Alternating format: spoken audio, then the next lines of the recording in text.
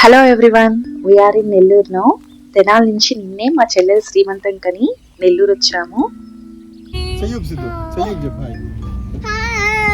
ప్రశాంతంగా డిక్కీలో వచ్చి పడుకున్నాం. ప్రశాంతంగా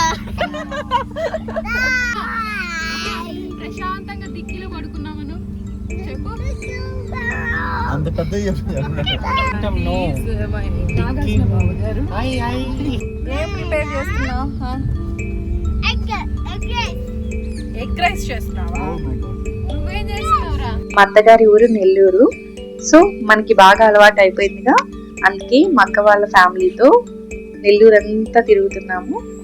మా అక్క అండ్ బావ ఇద్దరు సాఫ్ట్వేర్, సో బిజీ, అస్సలు దొరకరు. హైదరాబాద్ నుంచి వస్తే మాక్సిమం 2 days అలా ఉంటారంటే. నెల్లూరు వచ్చి బీచ్ చూడకుండా వెళ్తే ఎలా? అందుకే అందరం కారులో కోడూరు బీచ్ బయలుదేరాము.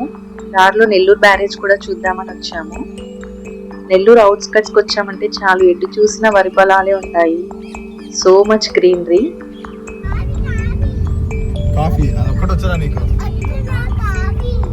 నేను ఫస్ట్ టైం నెల్లూరు బ్యారేజ్ దగ్గరికి రావడం.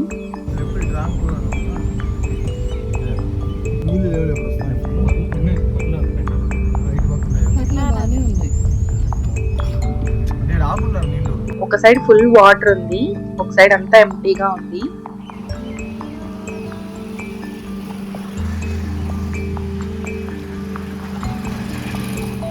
కార్ పక్కన కాసేపు ఆపి పిల్లలకి వాటర్ వ్యూ చూపించాము.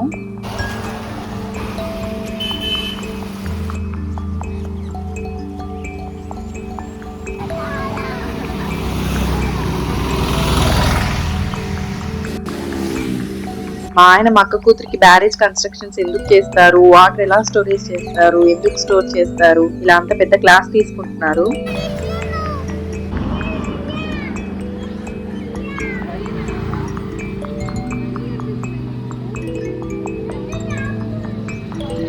అవి ఫుడ్ ఏమని అడుగుతున్నాయి దీప్తి, నోరు తెరిచి.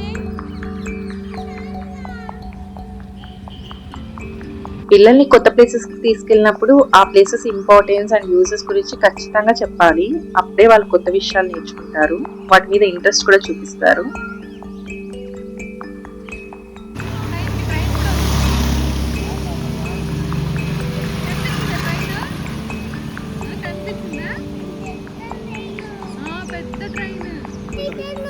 అవును నానా, ఫిష్లు ఉన్నాయి, లాల చెత్త చేశారు నానా.